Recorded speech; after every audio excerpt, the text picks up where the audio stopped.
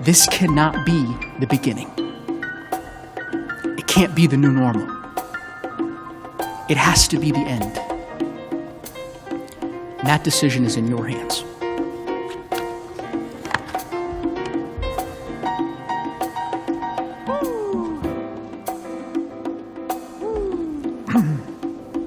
During this trial, the president has counsel. They've argued very vigorously on his behalf. We had a full presentation of evidence, adversarial presentations, motions. The president was invited to testify. He declined.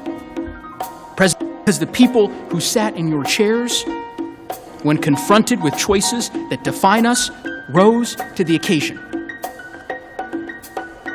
I want to offer one more example of a decision made in this room by this body that resonated with me.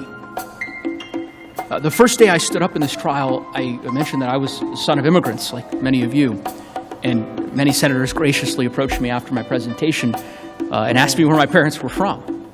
And I told those who asked that my folks were from East Africa. In 1986,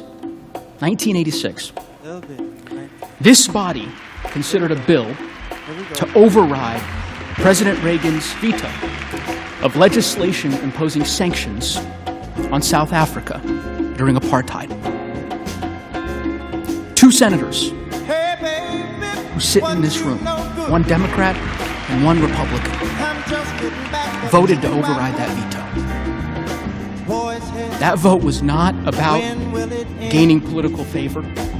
And in fact, it was made despite potentially losing political favor. And I have to imagine that that vote was cast like the decisions before it because there are moments that transcend party politics and that require us to put country above our party because the consequences of not doing so are just too great. Senators, this is one of those moments. Many folks who are watching today's proceedings may not know this, but House members like me and Manager Raskin, fellow managers, we're not allowed on the Senate floor without express permission. No one is. Certainly the senators are aware of that. This floor is sacred.